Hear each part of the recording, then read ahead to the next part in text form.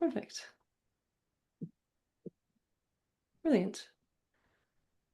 All right, welcome everyone. So good to see familiar faces in the room. Um, let us get started then, and thank you everyone who's writing names in the chat. If you've just joined, just inviting you to add names and organizations in the chat just so we know who is in the room. So my name is Flóra Raffai. Those of you who know me, I am currently the co-chair of Support Cambridgeshire alongside Noel, who's great to see on screen as well, and Reva, who's a fellow trustee. And I can't see everyone's name, so there might be more of us in the room as well. But in my day job, I am a small charity coach, trainer, and consultant, specializing in helping charities and community organizations thrive. And I'm really pleased to be delivering this session as part of Trustee Week and celebrate all things trustees alongside this conversation about using AI for governance. So this session is intended to be very practical and useful. So if, as we go, you've got any questions coming up, please do pop them in the chat. There will be sort of a formal time at the end for Q&A, but I'll keep an eye on the chat as well as we go. So if you see me sort of glancing over here, it's that's where I've got the chat up. And do put questions in there. And as with anything AI related, no question is silly. So please do put it in. We're not expecting anyone to be an expert today. But if you've also got your own experiences that you want to share, please do put it in the chat so that we can learn from one another as well. So to get into some very quick housekeeping, you'll have noticed the session is being recorded. That will be shared with you afterwards, along with the slides and the resources that I'll be mentioning throughout in the slides as well. Please do put your cameras on if you're happy to be present, just because it makes it feel like I'm talking to a room rather than to just some blank names. And we will have pauses for reflection and comments throughout. So again, please do come off mute if you're comfortable or put it in the chat if you're not. But let's get into the focus for today. So we will be talking about how AI, and with a particular focus on generative AI tools, can be used to support charity governance. So we'll start with a very quick refresher on what AI is and why it matters for charity governance. We'll then talk about how to decide what AI can and should be used for within your charities. And then a large part of the session will be demos with examples of how AI can be used for governance tasks. Halfway through that, we will break for a short comfort break for about 5 minutes, just so you can stretch your legs and step away from the screen for a moment.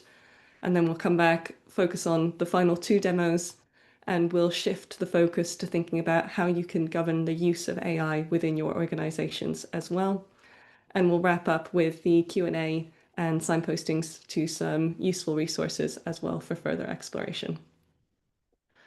So to start, let's just have a very quick refresher about what we mean when we talk about AI, just because the language is often quite broad and used in interchangeable ways, even though it's referring to different things. So starting first and foremost with just artificial intelligence or AI in general, this is a technology that allows computers to mimic human intelligence. So it means that they've been fed a very large amount of data, they spot patterns from that, and they can make certain decisions within that and within predefined parameters with minimal human intervention. That is it very much in a nutshell. I think we could probably have spent the full hour and a half talking about what that means and how it's developed. But just a very brief history, we've been working on AI since, I believe, the 1960s. I think the first chatbot came out in 1967. And it's been something that we have been developing for many years, refining as the sort of hardware of computer systems got better and faster, as we developed better software and coding abilities. And what has really led to a very large shift in the acceleration of AI has been the widespread use of the internet and very large amounts of data that's been produced on the internet that's freely available that AI companies could then use to train their data, train their models, sorry. And we'll come back to that aspect of the internet being used to train AI in a little bit as well when we start to talk about the risks and governance implications. So that's AI generally. This is very much an umbrella term. And then the two sort of focuses of AI that I'd want to talk about today is generative AI, or what's often known as Gen AI for short. And this is a type of AI that has been trained to work on pattern basis and predict what is a likely outcome from a pattern. And so it doesn't just analyze, but it does create new content as well. For example, text, code, images, audio, and video. So those of you who've used tools like ChatGPT or Copilot or Gemini, all of this falls within the generative AI category. And you may have also started to hear about the next phase of AI development, which is agentic AI. And this is AI that not only generates content, but can take actions to complete a task. So it can follow multiple steps and decide itself how it's going to get to the goal that you've given it. And we're, at least from what's publicly available, very much in the early phases of this. And it's starting to be built into things like ChatGPT and Copilot.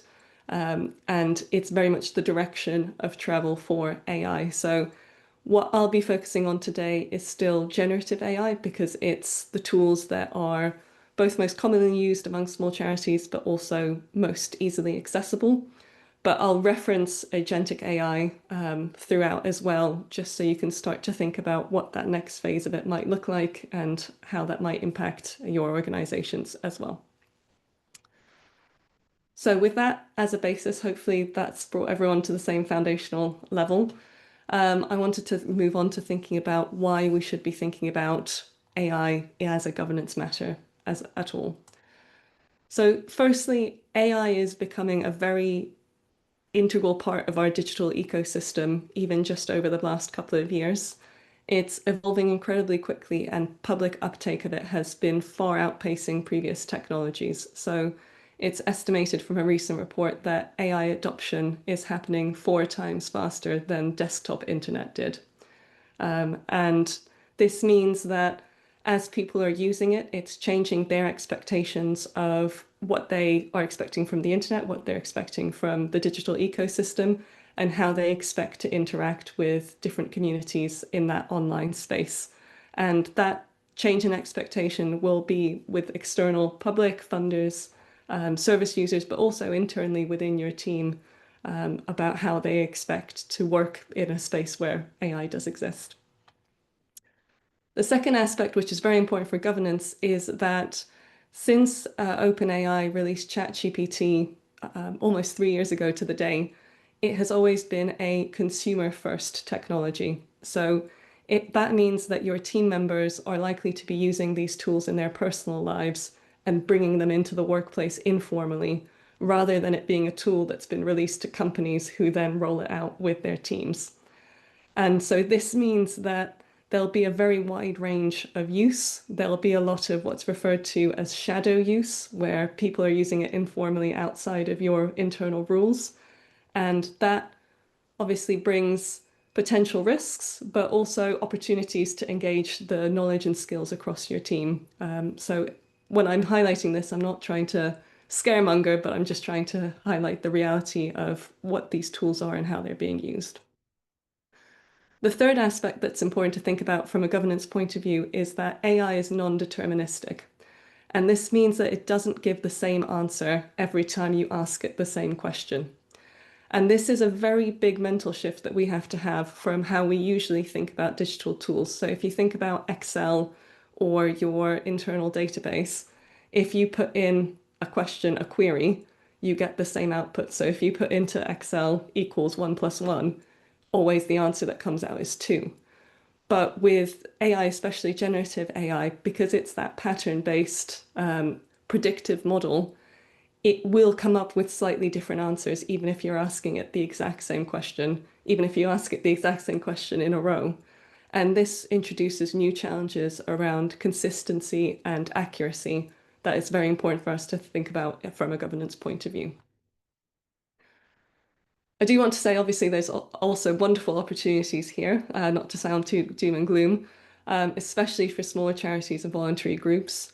Where it's used thoughtfully and intentionally, it can act as a really helpful assistant. And well, the reason Microsoft called it a co-pilot is that it can act as a co-pilot, helping with admin-heavy tasks, acting as a sounding board, improving accessibility, and supporting overstretched teams. So it can really help level the playing field where resources are tight. But ultimately, all of these risks and opportunities are very interlinked, and the impact depends on how you choose to approach AI.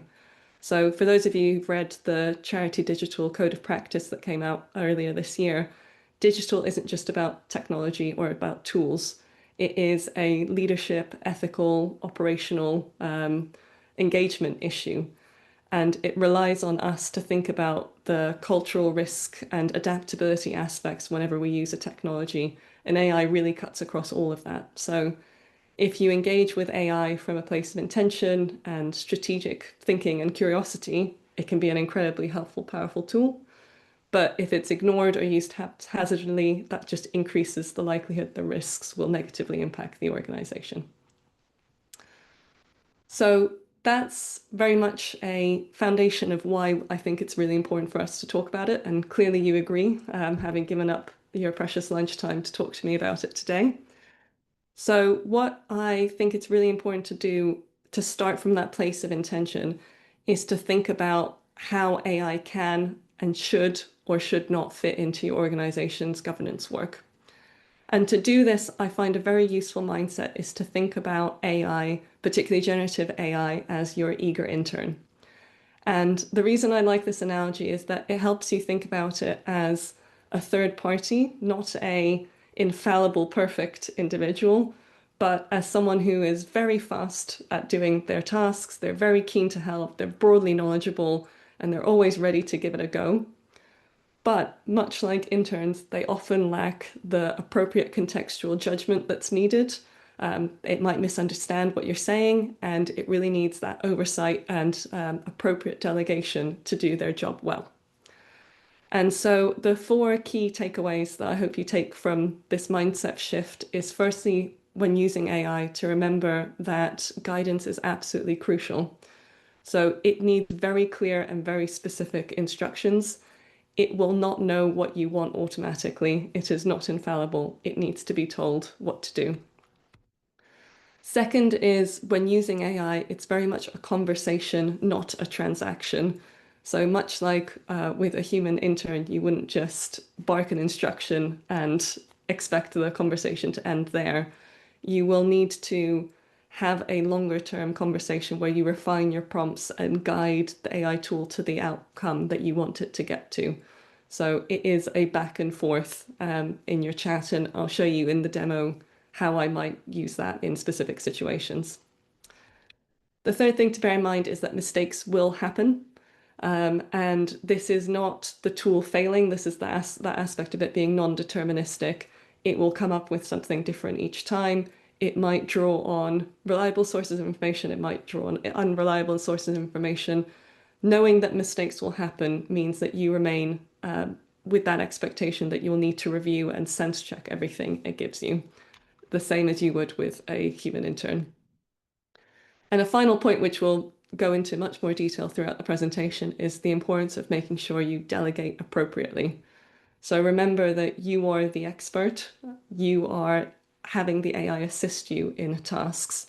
So it can help do parts of the task like drafting or summarizing or brainstorming, but ultimately the responsibility of thinking and decision making stays with you as the human in the experience, but also the expert in the experience. So with that all in mind, I think it's really important that we have some principles of safe use that can apply across whatever AI tool you're using. And what I've done where I've worked with charities and something we're doing within Support Cambridgeshire is that we've built our internal policy around these sort of central simple principles that are broad enough that it can apply regardless of if someone's using it to generate an image or someone's using it to write some text, but can then be those guardrails and boundaries within which people feel safe that they can operate in. So the first one, and I think if you can get everyone on board with this in your organization, this alone will be very valuable in keeping those guardrails in place is to remain in control and apply critical thinking to anything that you're using AI for. So, as I said before, its content is based on patterns, not understanding. At least at this level of its development, it is very much just coming up with what it thinks is the most likely answer that you're looking for. And as a result, it's very important that you always remain engaged and you always review, edit, verify what's coming out. When you're thinking about using it for text generation, for let's say putting comms out for on behalf of your charity, making sure you're checking for the tone, the accuracy, the alignment with your charity values throughout whatever it's coming up with. The next is to think about suitability. Not every task is appropriate for AI. Like any digital tool, there'll be things that it can be helpful for and then things that are outside of its ability to do.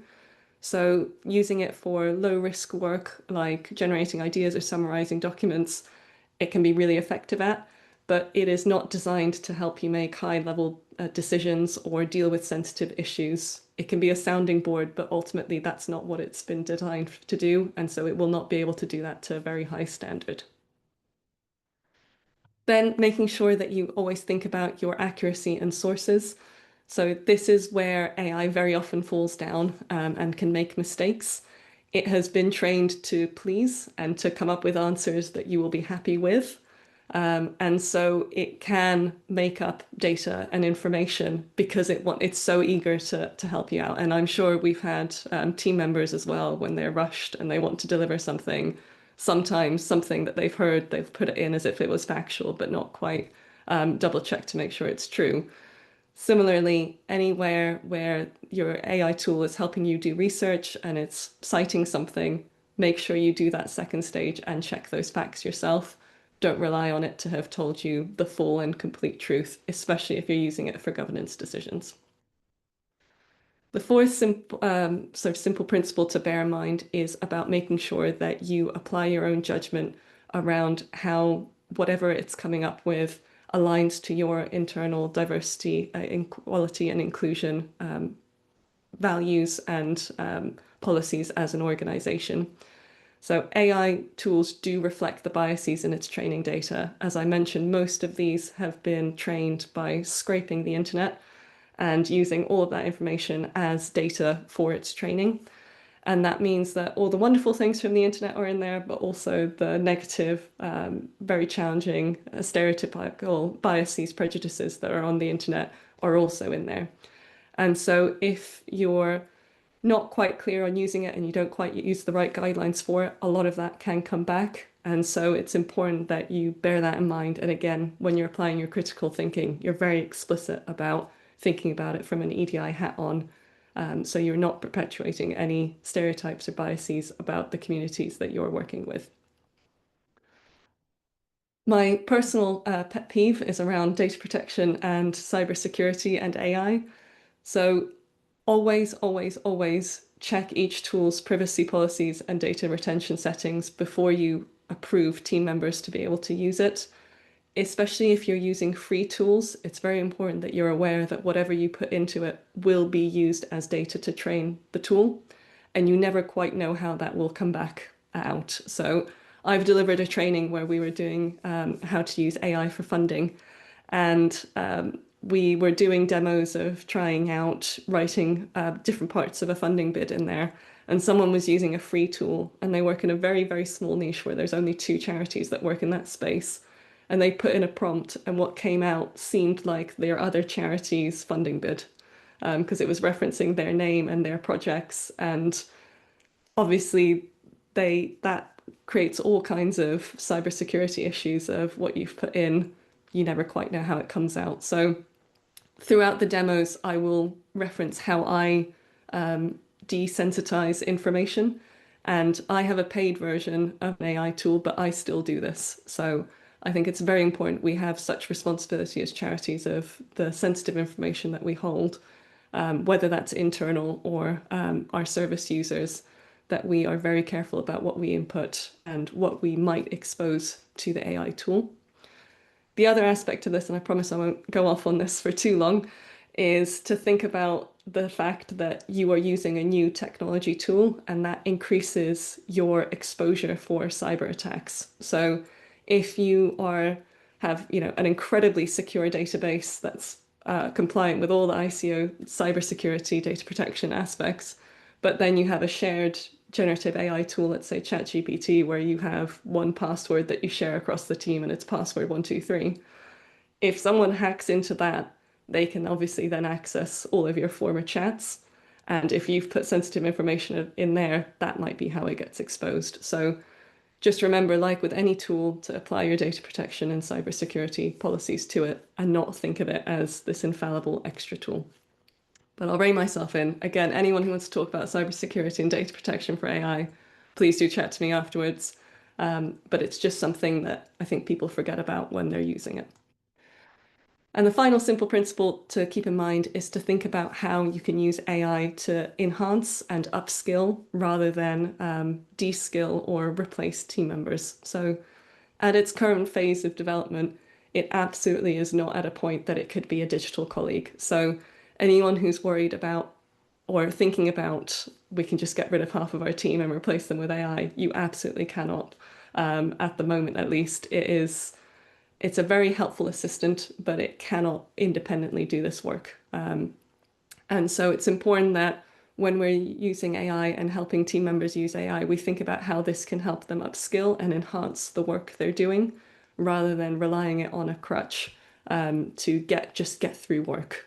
It does still require attention and detail and critical thinking, so it can't just replace us and get rid of our involvement in the work. So I think having those as your sort of critical principles for safe use and talking through with team members about why these different aspects matter and with your boards as well will help put in those general guardrails. And we'll come on to in a moment how you might then implement that across the organization. But the final thing I wanted to talk about before we move into the demos is thinking about the importance of not just thinking this is a great tool, let's start using it, but being very intentional about what activities you do and do not use it for. And so what I recommend you do is you start by mapping out all of your key governance activities.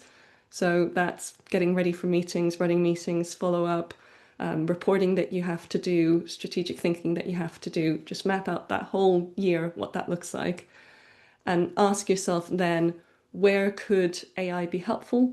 But make sure you ask the counter question as well of where might it be inappropriate or risky? Where might it require extra safeguards like human oversight or clearer policies? And map that out and have that agreement across the board and any team members or volunteers you have that support you with governance activities of where it is safe and unsafe to use. And an example I have that is always a pet peeve for me is AI note takers. So AI note takers can be absolutely fantastic if you don't have anyone on the team who can take minutes, but you have to realize that you're introducing a third party into that meeting, same as if you had a human note taker. And so you need to think about what's the sensitivity of what's being discussed, who's going to be able to access that recording, how is it stored, who's responsible for checking the recording and the notes, what is the impact if there are errors in those notes, do you have a sense of who's going to check and edit them? And then finally, the thing I think people often forget is what impact will it have on a discussion if people know they're being recorded? Because AI note takers don't just take notes, they do a full video or audio recording and then they transcribe it.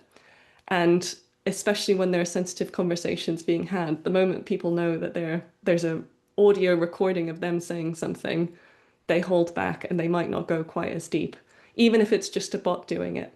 And so I think that's one of those areas where actually talking that through as a team and thinking about where are we happy for it to use or where would we turn it off during a conversation can again mean that you're doing this very intentionally and purposefully so that it benefits your organization rather than impedes it.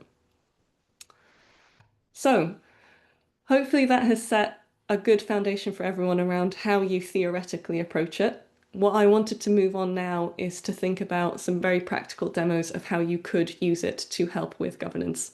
And the reason I've structured it this way is I think hopefully mirroring what I've been saying is if you start with intention and thoughtfulness, you can then use it really well. And then you can use it to really help out with governance activities. But I wouldn't encourage you to just jump straight into using it.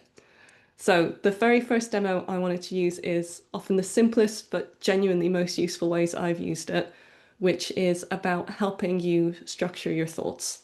So if we apply this to a governance context, whether it's drafting board papers or preparing for trustee briefings or just turning rough notes into something presentable, AI as that eager intern can help you get to a starting point really quickly.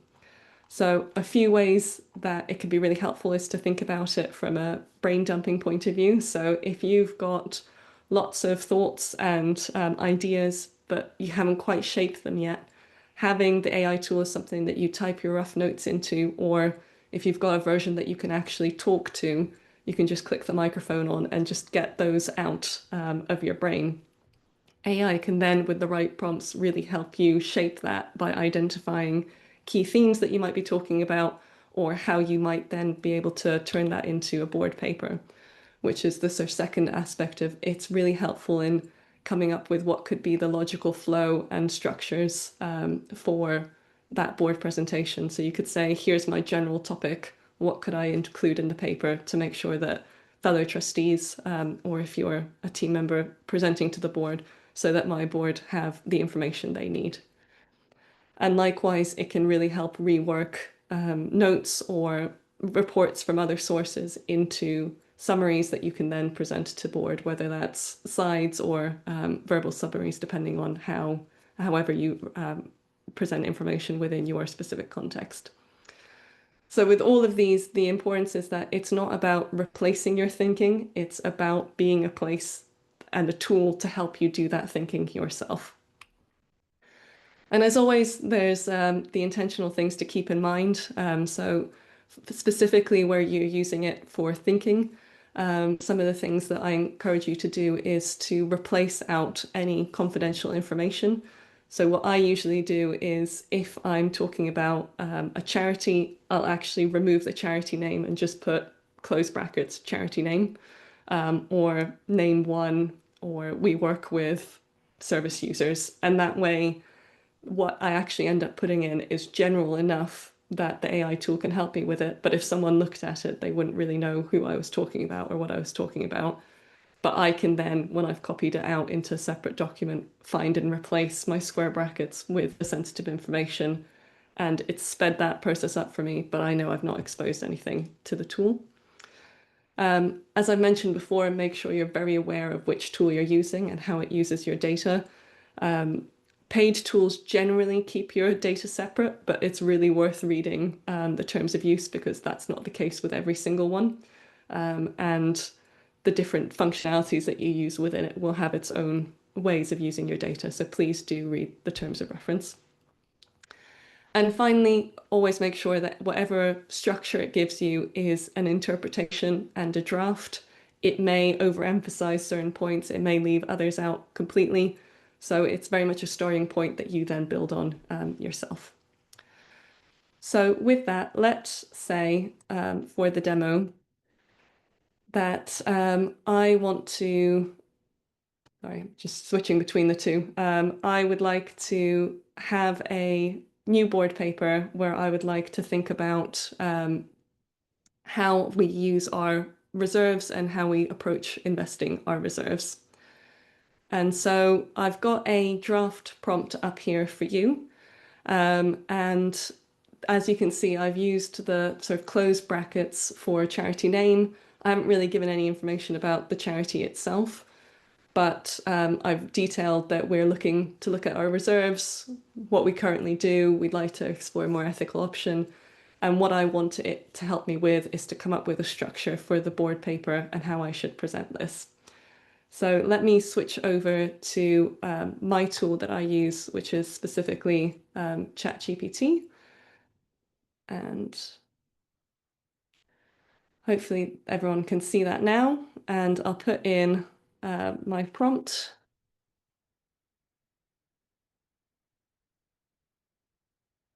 And so already It's very fast, which is what I always appreciate in it. So it's looking at the Charity Governance Code, it's looking at Charity Commission expectations, and then it's come up with the suggestions of my headings of purpose of the paper, summary of recommendations, a little bit of background about what our current approach is, specifically calling out what the trustee duties are, and helpfully it's referred to a few here.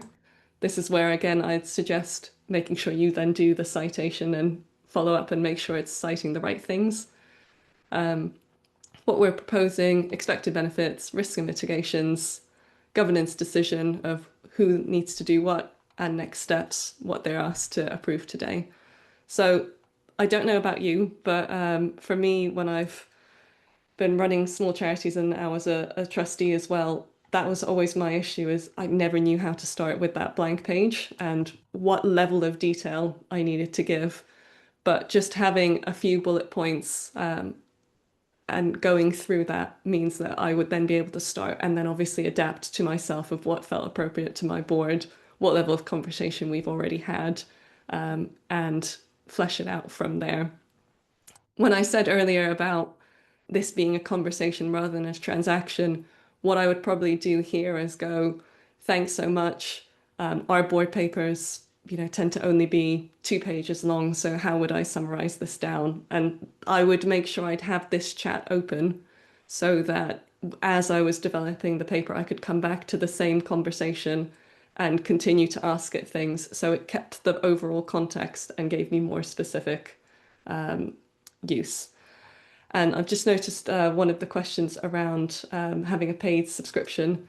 So Office 365 at the moment, as far as I'm aware, includes some access to Copilot, which does restrict it within your Office 365 tool, but they usually want you to pay extra for even more sophisticated aspects of Copilot. So your existing subscription should keep it separate, but there'll be levels of functionality that you won't have access to unless you pay more for it. So I hope that answers your question, James.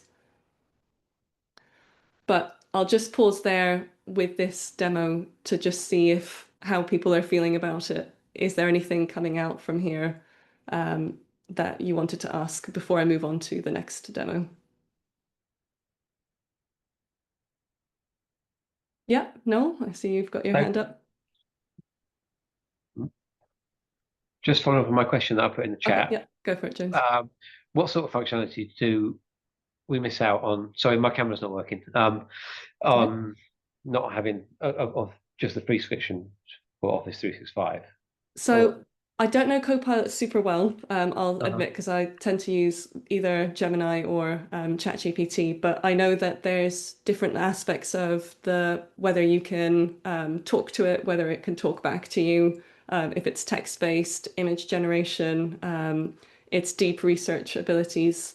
The agentic aspect of Copilot I know is a specifically additional cost to use. So Right.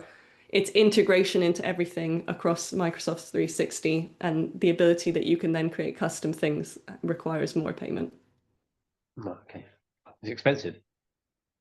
I don't know the precise fee. I think it's something around £20 a month, I think tends to be the starting place for a lot of the paid subscriptions. Okay. Right. Thank you. The specific thing with Copilot, though, is because it's for each individual user, it means that you can't really share it across the organization. Whereas Tiny Charity, the reason I started out with ChatGPT is I was running a charity where there were 5 of us at the time, and we had one paid subscription that we all just shared and had access to, which again then highlighted all kinds of confidentiality things because as CEO, I then wouldn't put anything staff related in there because anyone else could see the same chat. But it's just something to bear in mind that depending on the budgets that you have, the more you can pay for it, obviously, the more sophisticated tools you have access to. But there are workarounds and hacks that you can come up with to try and get access. Sorry. So I don't want to hijack this. So it wouldn't be shared, even though we all sit within the same domain because we all have sit under the same Office It's account. per user fee with Copilot, as far as I'm Okay. aware. I'll say. Oh yeah. Sweet. Yeah. Sorry, being done. Yeah. Perfect. Thank you, James. Noel, I saw you had your hand up, and then I will pause for questions after the next demo as well. You're currently on mute now.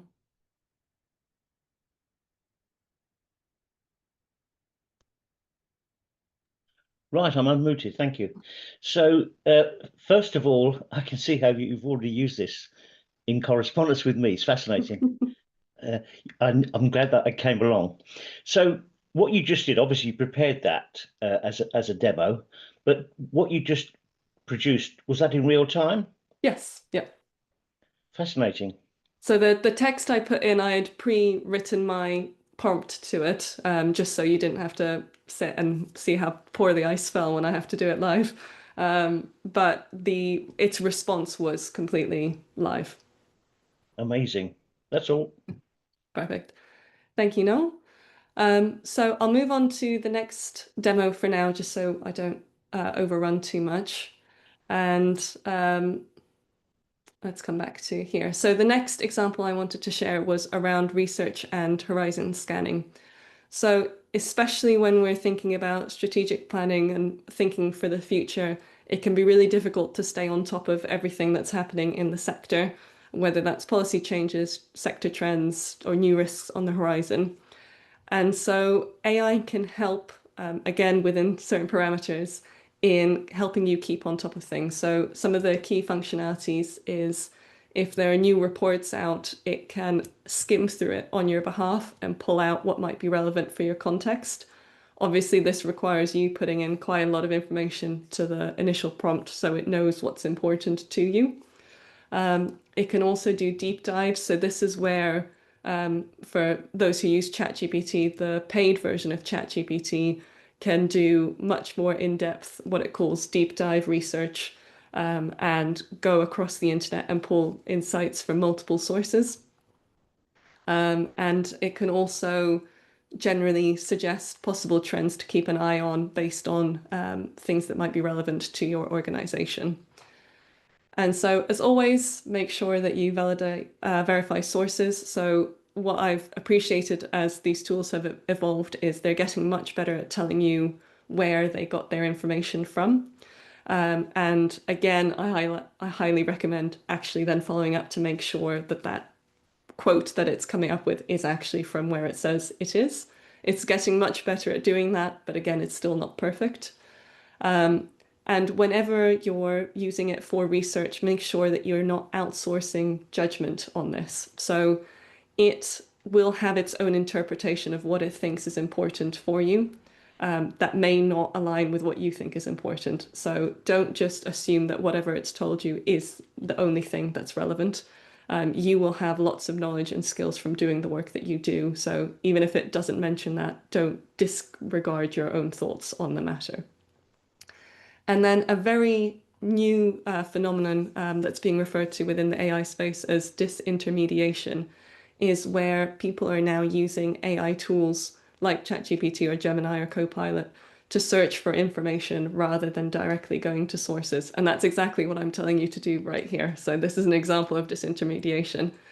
And this is an important thing to bear in mind, not just for when you're doing your own use of AI for research, but thinking about how other people might be getting information about things that you put out. So if all your beneficiaries or your funders or just general members of the public are using AI to search, they're not coming to your website for that information. They're hoping AI has extracted that information from your website. And so people may be making decisions based on incomplete or inaccurate summaries. AI tends to lean towards US-based sources unless you very explicitly say you're in the UK.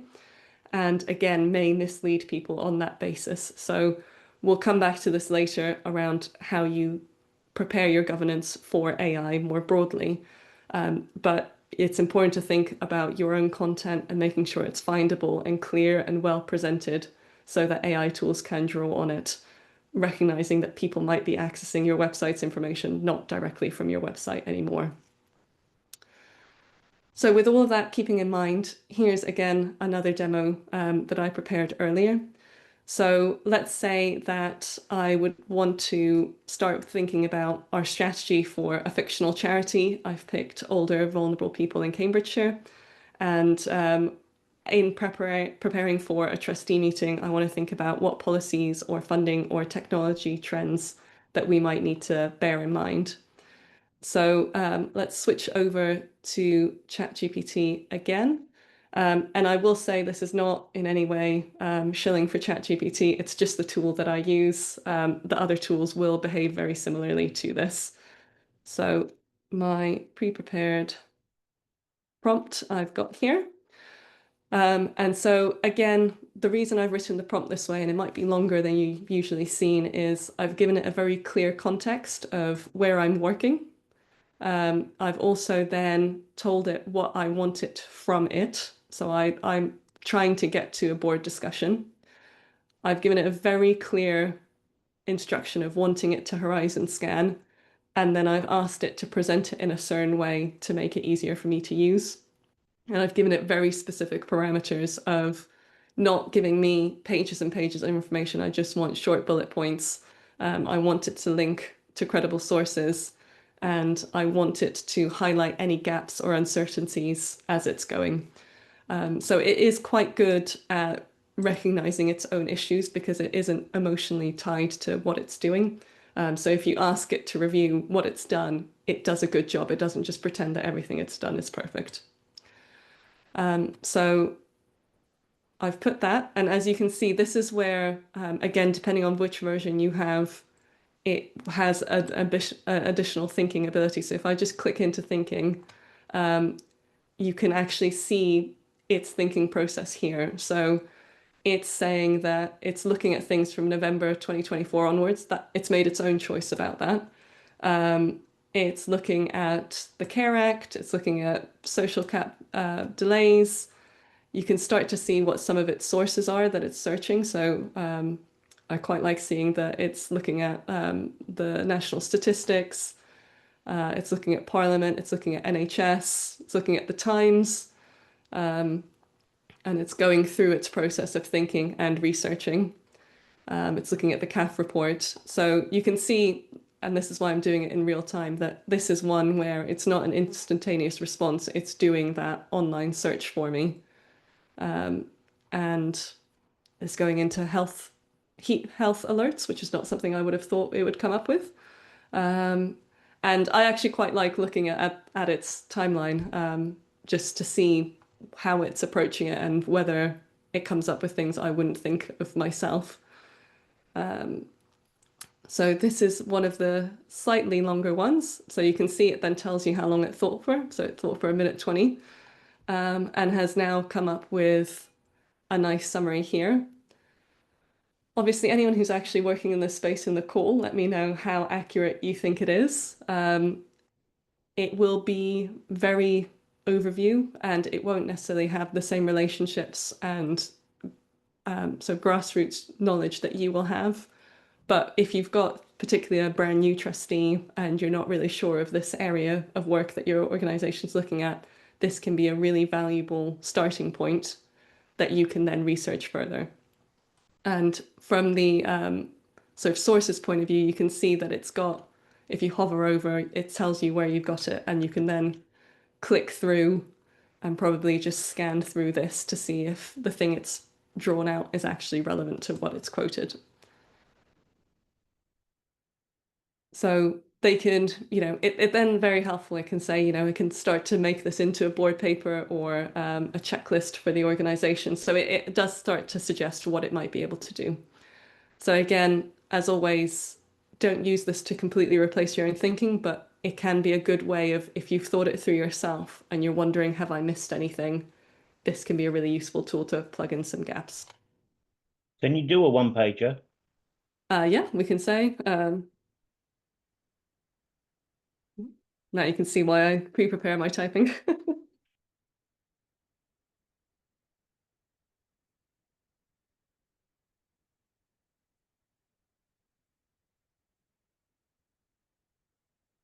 And so that's, while it creates that, Susan, I can see your hand up, so I'll come to you. Yeah, just when you were referring to the references it's looking at, you mentioned the Times, and that's obviously behind a paywall. It had made me think about the resources it can or can't access and how much, while we can understand where it has gone, I guess that's only where it's found something useful. So we almost don't know what it hasn't gone to. Yeah. Does it have any bias in where it looks? Do you know what I mean? I don't even know how to articulate my question, perhaps, but It's a very good question. I think that's a perfect governance question of and highlights some of the issues of using it if you don't really control where it looks. So if you had a report and you uploaded it to say, identify this for me from this report, then you know it's only drawing from there. But when you let it loose on the internet, you can check to see if you think those are credible sources, but it may, especially if you don't give it a lot of tight restrictions, it will often go to Reddit and other places. So, which, we can debate whether Reddit's a good source of information or not, but it can go loose, and that's why it's important that you remain in control. And you can, in your initial prompt, say, I want you to search only for these sources, ignore any newspapers, for example, or only use NHS website, and it will respond mostly, but it won't necessarily be perfect what it comes up with. I was just reflecting, as a trustee, sometimes one of the challenges as a trustee is you don't know what you don't know. So the challenge then is you don't know if it has covered the really key ones. But again, I guess that's just how you build that knowledge. Yes, and that's again, this is where it's an assistant. So it can be a nice starting point, and there'll probably be things in there that and I can actually, as a resource afterwards, I can just copy out what it's come up with and everyone can look at it in their own time if you'd like to. But I've always found that it comes up with some things I wouldn't have thought of, but it won't necessarily have the same nuance as someone working in the space and knowing the relationships and what's been developing over the years. It's not going to get down to that detail. And that's okay. So it's really useful for that overview. But as I've said throughout, it doesn't replace your own responsibility and your own diligence and duty as a trustee. Perfect. I'm conscious of time, so I'll just move on to the next demo before we have our quick 5-minute break. So let us come back to the slides and resume from there. So my third example is one that you've probably used it for, where you use it to help summarize documents. So this is incredibly helpful when you're preparing papers. So thinking about if you've got quite a long paper, coming up with that executive summary, it can be really difficult to think, how do I turn this 10-page report into 2 paragraphs that summarize all the key points? That is where, again, as long as you've made sure you're careful about sensitivity, it can really help just speed that up and write that for you. It can really help with turning your rough meeting notes into those draft board minutes. And also an area that I love for it is to help collate action points out of minutes. So when you've got, again, sometimes our minutes can, I'm thinking of charities where I've worked, not necessarily Support Cambridgeshire, which has wonderful, very well written notes, but charities where I've had to be the one who writes notes as the CEO, figuring out which actions and what to put in the paper and who said that they'd do something, it can be really helpful at picking all of that out for you. So some things to emphasize, especially if you are using an AI note taker, is to make sure that you have your own notes as well. So please don't just assume the note taker will write everything so you don't have to remember what's in there. It may skip points, it may combine points, it won't necessarily understand the nuance of the organization. So it's important that you have your notes that you can just check back to and think, is that exactly how we said it? A broad note about tone and neutrality. It shouldn't be interpreting or editing, and sometimes it does, sometimes it doesn't. Again, it depends on how well you write that prompt. So it's important that you retain the sense that you are still the author. So if you're responsible for writing the minutes, AI can help you with that first draft, but it's up to you to finalize that and make sure that that's the official record for the organization. And just again, a note, because a lot of these tools were developed in the US, especially the ones that are listening for your voice, tends to bias towards US accents and US expressions and doesn't always understand British expressions or accents or even more international than that. So it can misunderstand. One of the worst examples I've seen in the charity I was running at the time, we were trying out an AI note taker and we were talking with a college. It was an educational awarding body.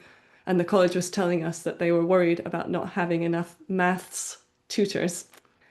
And someone just said that, and the AI tool noted that down as not enough mass shooters, which obviously is a very, very different thing and not something anyone would ever complain about. And that went into the draft notes from the meeting, which obviously we had our processes in place, caught it immediately, took it out. But that's just one of the quite extreme examples of where it's really important you check through and you don't just take whatever it's written down as the objective reality of what was said in a meeting. So the demo I want to give here is about how it can help write those draft minutes for you. And so in my demo, I've taken notes. And by the way, a great use of AI tools and content generation is to help you generate demo examples for presentations. So I've come up with a very rough set of notes from a meeting. And let me again copy that over. So I've put in my desensitized, it's charity. I wanted to write a professional set of meetings. I've specified to it what our structure is for writing minutes. And I think, again, this is really important because you might have your own approach as a charity and it will bias towards US approaches, which may not be appropriate. And then I've asked it to include an action tracker table at the end, listing out what the actions are and who's responsible for it. And then I've generated completely fictional names. Because we've not put the charity name, I've included initials, which again, I could desensitize if this was real. And then I've just got a bunch of very random notes that may have happened in a meeting. And again, during it, I've, because it's referring to a specific funder, I've put that in closed brackets. Property, I've put in closed brackets, again, to keep any, if this was a real example, keeping that sensitive information de-anonymized. And so as I've said that, it started to write it. So it's written out the matters arising, finance update, volunteer on board proposal. So it's done the exact structure, decisions made, and then it's made me a lovely table at the end. What I would then need to do, obviously, as the person who's written the minutes, is go through and make sure that properly represents what I said. From the very quick scan I was doing as I went through, it was spot on. So it has now just sped up that process for me. I don't need to quite find the right wording, but I would, again, as I say, check through, make sure that it's not misunderstood anything or misrepresented anything. But it can be incredibly helpful. This is sort of the type of task it was designed to do, is be very fast at generating text based on context you've given it. So I am conscious of time. So what I would suggest is I'll pause there and just see if there are any pressing questions before we go into our comfort break. Yep, no, coming to you first. Not pressing question, but what comes to me clearly is in the use of tools, it's all about how you specify exactly what it is you're looking for. That's A, the power of the person, and B, the fact that that person has to have a clear and broad understanding of what it is they want to achieve. Absolutely. One of the resources I'll link to at the end that you can then look at in your own time for everyone is a report that I co-wrote with a fellow AI consultant around how do you form those prompts. So you'll have seen a few demos from me of how I've been asking it things that have given it its context, but there's a really neat structure for it. So that you give it the right amount of information to give even better outputs for you. So I'll link to that so that you can look at that afterwards as well. James, we'll come to you for your question and then we'll break until 1 o'clock just for a quick comfort break. Yeah, thanks. Just the bit that had the thinking history. Does that come as standard with the AI tools, or is that a paid function? This specifically is a paid function. Yeah, we'll see. Yeah, okay. I personally do pay for the Chat GPT, partly for that security and confidentiality, but because I use it so much for my work, I use the extra functionalities a lot. So I do recommend, if you have budget for it, finding a tool that works for you, and you can share it across the team by having one login for something like ChatGPT, or if you have Google Workspace, then Gemini is built into that. Copilot is somewhat built into Microsoft 360 as well. So it is worth it if you do have budget for it. Okay. So I will pause there. I'd encourage everyone, if we just want to turn cameras off and go on mute, have a cup of tea, just step away from the screen for 5 minutes, and I'll start back again promptly at 1. Perfect. Thank you very much. Brilliant. Well, I hope everyone had a good break and just had a moment to close eyes and not just stare at my face on the screen. Let's come back to now the final part of the session, which is a final 2 demos, and then thinking about how you can start to govern AI within your organization as well. So my 4th example is around idea generation and scenario planning. So this is an area where we very often as trustees have to think creatively and systematically. But again, we can become a bit entrenched in our own ways of seeing things, especially if we've been working in a space for a long time, or if we're very new, not quite sure what boundaries to think within. And so AI can be very helpful at helping you generate new ideas, testing assumptions, and exploring different possibilities. So a couple of examples are where you're reviewing your risks for your risk register. Again, we can often end up in a place where we've had the exact same things on there for years. And, we just want to shake it up and make sure that we are thinking as broadly as possible and we're staying up to date with what might be going on. It can offer creative ideas or approaches to address persistent challenges. For example, again, where you might be having a certain approach to volunteer recruitment, it might be able to come up with some new suggestions, or digital inclusion or cost pressures, anything like that. And it can also act as a neutral sounding board to test ideas, which is especially useful when you might be working in a very small team and not really have anyone else to draw on to talk things through with. It can be a useful tool to put some of those thoughts into and get feedback on. As always, some caveats. It is always a prompt. It's not necessarily the plan for you. It can help generate ideas, but you still need to decide what's appropriate. This is an area where especially its biases can start to come in. So make sure that you not only check it yourself, but you can explicitly prompt AI to say, take on the role of this person and review what you've just given back to me. Are there any missing perspectives that might be in there? And again, if you're using it to generate ideas, not everything will be realistic or appropriate. It can be a tool to just soundboard and come up with ideas, but again, that judgment stays with you. So for my demo, I'll be thinking about updating my risk register. And so here is my template demo, and I will move us over to ChatGPT to go through this with you. So I've just put it in. I've again given it a tiny bit of context about my charity. If I was doing this for real, I probably would add a little bit more information about our actual risk register. But again, keeping it sensitive and confidential. And then I've asked it to suggest 6 to 8 different approaches that we might think about. And again, where I would be using this is to test that entrenched viewpoint of making sure that we're not forgetting about anything that's going on. So immediately it's coming up with potential income shortfall, commission or concentration of funders. So it has completely made this up. So this is a great example of hallucination. I've not told it that we have 40 to 50% of our income from one contract. It has just assumed that we do.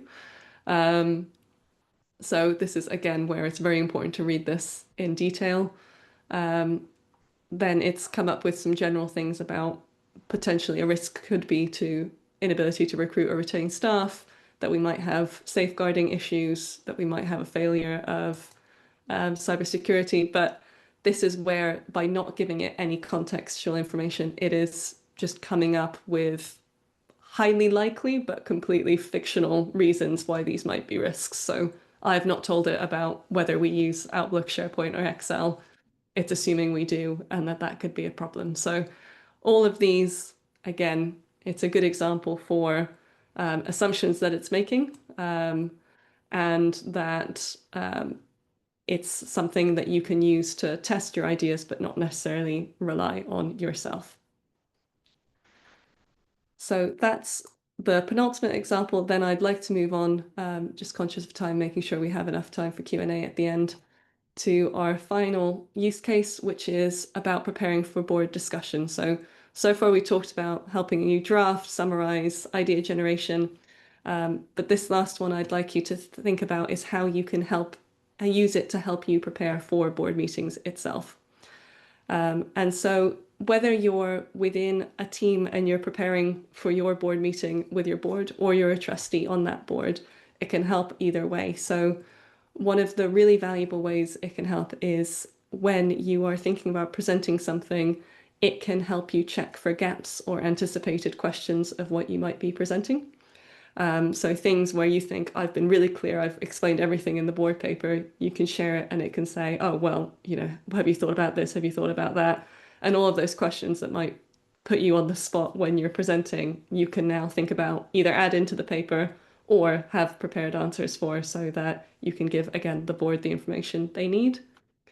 It can be really helpful at improving accessibility of information. So often when we are an expert in a certain area, we end up accidentally using quite jargon heavy or quite difficult to understand information for someone who isn't also an expert. And also depending on the English skills of the members of your board, you might have team members who have English as a second language.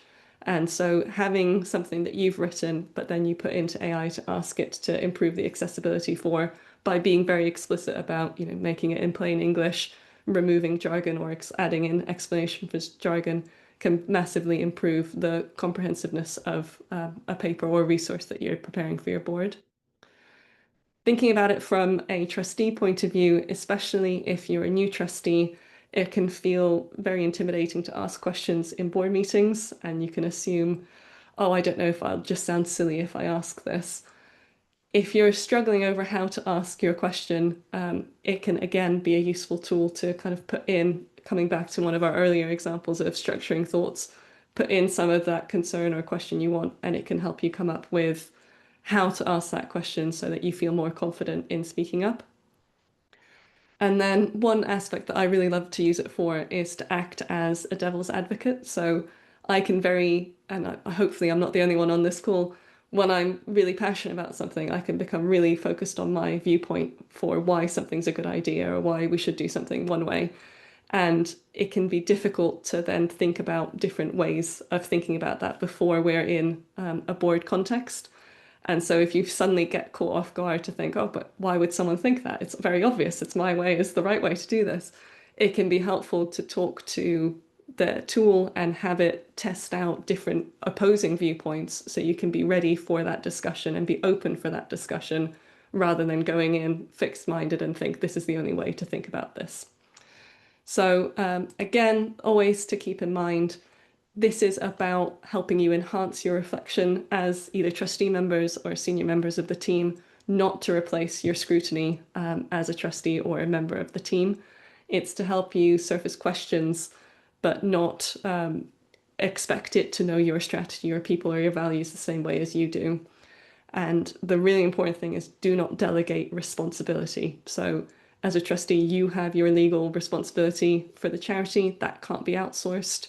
You still need to read all the papers, you still need to think through all the matters, and you need to apply your due diligence to the role. It can help you with that reflection, but it can't replace that for you. So again, please don't interpret this as a recommendation for it to just summarize all the board papers for you and you show up not having actually read any of them.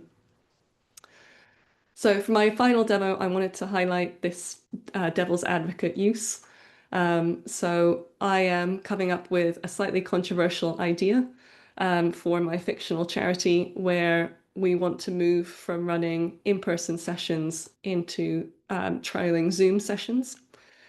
And so I want it to test the strength of my argument, identify any weak points, but to play that devil's advocate and give me some constructive challenges or concerns. Usually AI is incredibly friendly and, if anything, over enthusiastic in its tone. So I've specified here that I want it to have a respectful, thoughtful tone. Not because I assumed it would be insulting, but just because otherwise it can just be sort of just say, your ideas are all amazing, I think you're wonderful, and then it doesn't actually give you that critical response. So I've copied over my main comment here, and then I've put in also my fictional proposal about having a community centre and wanting to move into an online only format. So I've put that in there. And here is its immediate questions about moving to a Zoom model is, are we absolutely sure we've understood user need correctly? It's highlighted very plausibly the fact that just because fewer people are coming to my fictional drop-in centre doesn't mean that the reason they're not coming is because they prefer to use something online. It's asking me about digital exclusion risk, about loss of the social quality of having that human connection and potential safeguarding signal. And also pushing back of why are we going to online only, why not hybrid or other options to mix in digital and online and in person. So it has been, if I was going in going, oh, this is absolutely the right thing, in the moment I might feel like a deer in headlights and not really have thought about this. So this can help me as someone presenting prepare, but also as a trustee, if I'd gotten this proposal, this can be a good place for me to think about, have we thought this through before we're ready to make a full decision? And it's now suggesting, and this is where it can get dangerous, of it could help me really strengthen my proposal, or it could help me come up with my responses for each of them. This is where I'd encourage you not to outsource it to write that, but instead in the conversation say, those are really good questions. Starting with question number 1, this is the research I've done. Can you help me include that into my proposal, rather than just asking it to come up with the way to strengthen the proposal overall?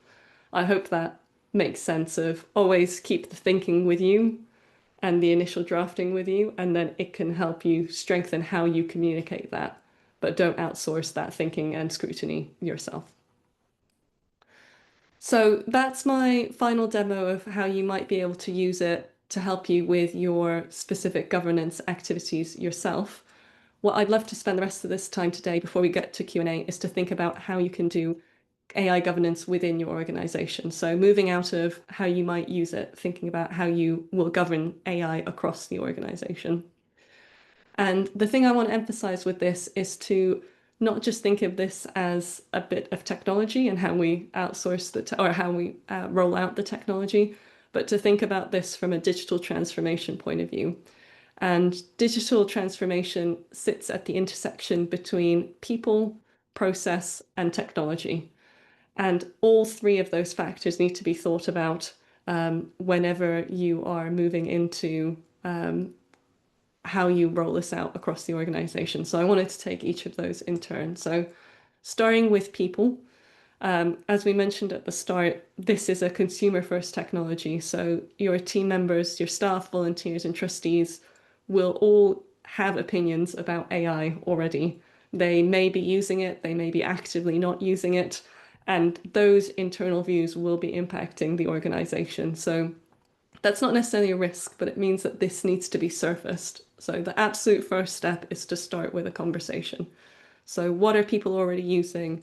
What are their fears? What are they excited about? And starting from a point of connection and curiosity helps build a foundation of trust across everyone and a sense that everyone is involved in this rather than it being something that's done to them. The next is to really make sure that you have that shared sense of boundaries and principles. So even if ultimately what you decide is that AI is not for your organization, to get to that point of deciding that, you need to make sure that there are boundaries in which that conversation is going to happen. So this is where those sort of initial principles that I shared could be a starting point for your conversation, but I would say it's something that you uniquely come up with for each of your organizations that feel right for you. And one system that can be very helpful is to come up with a traffic light system where green is these are areas it's completely safe to use AI, you're fine to do it. Amber is talk to someone else in the team before you use it in that way. And red is absolutely not allowed. And this can help people feel confident while protecting the organization. So an example of that green, red, and amber, there's a charity I was working with who their whole existence is about creative writing. And so for them, no matter how much AI might be able to be helpful in creative writing, that is an absolute red for them. It's an important part of themselves and upskilling within the team that they don't use AI to write anything, but they might use it to help with sounding board or with thinking something through, or giving ideas for them, but they won't actually ever outsource the writing. And so that's why it's really important that you come up with this for yourself of what feels right for your mission, your values as an organization, and why it has to be bespoke to you as you implement this. And then the final aspect of people is making sure that you do invest in learning. This technology doesn't stand still, it changes. And so you've never done AI, you've never figured it out for your organization. It will always be changing. And so it's important that you invest time. So a charity I heard speak at a conference recently shared that they have Friday afternoons once a month is AI experimentation time. And they sort of shut down for service use from that period, and everyone has that time to try out different things and share information with each other. Or that could be the time that they go on training. And in the final slide that I've got links to various free resources that you could turn to from Microsoft, Google, a lovely charity called Cast that all have uses and resources that you could use to learn across the team. So the risk here from a governance point of view is not that that team members don't use AI, it's that they use it in isolation with no guidance, oversight, or support. So it's really important that from a governance point of view, we create the conditions for safe and supported experimentation and innovation. Moving on to that second part of digital transformation around process, AI does not fix broken systems. So if you are doing things and you try and put AI into it, it will just mean that you can do bad work faster. It won't necessarily fix the work you're doing. So as we said, for when we were thinking about how we could use it for governance, the first step here is really useful to start mapping out your workflows. So what are the different tasks people are doing? And within them, what are the pain points? And I heard another speaker have two great expressions, which was what are the eye roll tasks and what are the time sinks? So the things that aren't really adding value but have to be done. That could be places that you start with AI experimentation, but it only really makes sense if you know what that overall workflow is, so you can see where AI can come in, but also where it shouldn't, and be very clear with both of those if this is where we use it, but this is the boundaries of where we won't. The next step is to create low risk experiments that you can have within your team. So if you've greenlit summarizing meeting notes, then have that as an experiment, have that as the way people build their AI digital literacy and their skills in how they prompt so that they can refine that over time. And what can really help here is having a log of where people can reflect. So some charities set up just a spreadsheet where they say, you know, this is what we used it for, this is the prompt we used, this is how I thought the output went. And that can be shared across the team so you can reflect, spot patterns, and capture learnings much quicker than having a meeting each time and asking who's learned what from AI. It's a bit more of a real life store of information. The next process aspect is to make sure you review your policies. So a lot of people talk about creating your AI policy, but just as important is to think about all of your other policies with an AI hat on. So if you are using AI internally, that will have impact on your data protection, your safeguarding, your comms, your digital policies. And for all of that, it might be that you just add in a line to say, we use AI tools to support internal workflows in this way. But it means that if anyone's looking at your data protection policy and thinking about, am I using this in the right way? AI is in their head rather than thinking that as a completely separate thing that has no interrelation. The fourth aspect of policy, of process, as you're thinking about AI, is to think about it not just as that side project, but impacting all of your strategic conversations. So if you're talking about service delivery, think about how AI might impact that, whether or not you're using it, how users might be using AI that then impacts what services they're asking from you, your risk management, your cybersecurity, your inclusion, your impact, all of this, because it is a tool that can be used so broadly, it is helpful to make sure that's part of the conversation, and again helps you further refine where you use it, where you don't, what it means for your organization. And the final process point is that point about disintermediation that we talked about right at the start, and thinking about how if people are using AI tools instead of visiting your website or phoning your team, what does that mean for them? And what does it mean for them if the tools aren't describing you or your services accurately? And a really practical way to approach this is kind of combining the people and process steps is start talking to your users and ask them how they're finding information. It's okay to just have that initial conversation with them. It can also be helpful to try and search for your organization or ask common questions that your service users might be using from free ChatGPT, let's say, or from just a free Google search, because it now has that AI summary at the top. And the thing that you can have control over is not necessarily how it's used, but what it's referring to. So a really practical step you can take is make sure that your charity's information is accurate across third parties. So where you're included in a directory, are they talking about you the same way that you do on your website? Is all your different bios across social media actually consistent? Is your website consistent in how you talk about it, to your leaflets, to all the different sources? And coming up with a consistent message can help with making sure that whatever the AI tool might be drawing on is drawing on the same information. So this is both a branding but also service access use. So it is a very important governance conversation to be having. And then the third part of that digital transformation is around the technology itself. So as I said at the beginning, at the moment, it's mostly being used as an assistant, but there is a shift in the technology towards that more agentic AI, where it can start to carry out tasks across systems with little human input. And there are charities, predominantly the very large national charities like Breast Cancer Now, that I've heard talk about how they're experimenting with tools to surface internal knowledge using AI. They're still very much making sure that there's a human at the end who's reviewing anything before it goes out. But the agentic AI is starting to come into the charity sector, and it's something to be aware of, even if that's still in the future for you and your organization itself. But to prepare for all of that, there are a couple of really useful foundations you can put in place. So the first one is getting data in order. So if AI is going to either assist or become an agent that works on behalf of your organization, it needs quality information to draw from. And one of the most important things is for there to be a single source of truth. So I don't know about you, but if you look at some of my folders, there's, I don't know, document version 1, document version 2, document version 3, document final, final, document actually final, document version 5.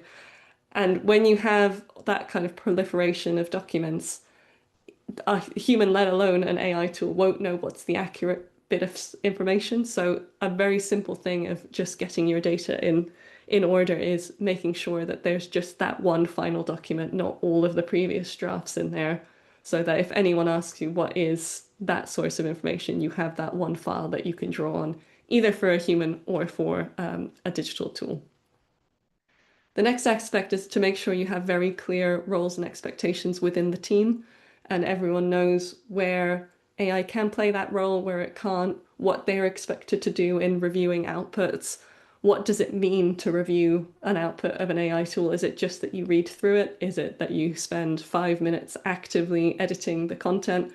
What does that actually mean for your organization? And define that so everyone knows what's expected from them. And then the final aspect for that digital transformation is always to think long term. I've already said you've never cracked AI. It is a bit like governance. You've never done governance. It is a process. It's an aspect of the organization that is always growing and changing with the organization. So make sure that you do start engaging, you think about what is right for your organization, but you keep that eye on that horizon of what might be coming down the line, because it might not be useful for you now, but future more sophisticated tools might be. And the more prepared and engaged you are now, the more in control you can be of what's right for your organization. And you can do that clearly and with appropriate governance in place.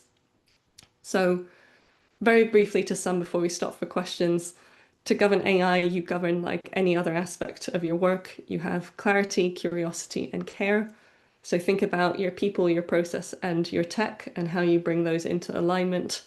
And the goal with all of this is not to be sort of an AI expert, but to be someone who feels in control of how this tool can service the mission of the organization, not someone who buries their head in the sand or gets way too caught up in the hype with it. To be intentional and to be appropriate with how you use it. So I will pause there for questions for a few minutes, and then I'll just wrap up so we can finish on time. Any questions? And I'll turn that off so we can actually see each other. Oh, Yeah, no, go ahead. me again. Fascinating.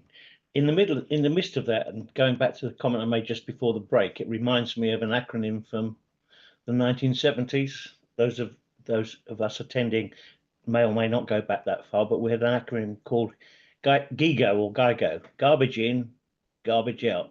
Yes. And that's exactly the message I'm getting here.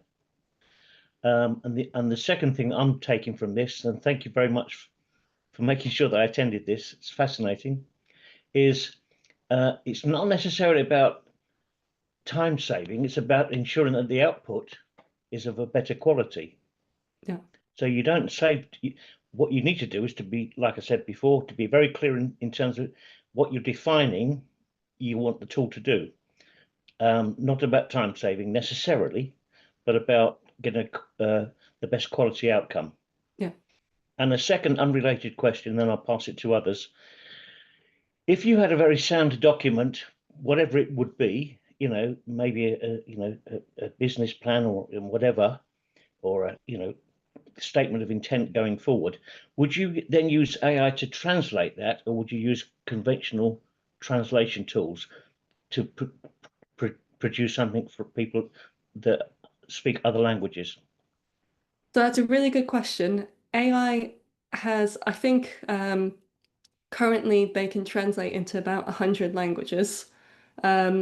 I have used it for languages that I can speak that aren't English, and I've found the translation to be very good. But again, this is where I would never just trust it to have done the job. So I think it's really important that you do draw on language experts in whatever you're translating it into to do that double check. So it may be that you have service users or volunteers who'd be happy to do that, but may not have the time to do the translation themselves. Always have someone check it. And also, it's impressive it can translate into 100 languages, but I think at the last count there are several thousand, I think maybe 7,000 if again, I might be hallucinating that number. So don't take that as a fact, but there are multiple thousand languages out there. So there are many that aren't served. So it might help with a couple, but it might be that you still, again, need to rely on human translators for the others. Thank you. Perfect. I think Riva, you had your hand up first, and then we'll come to James.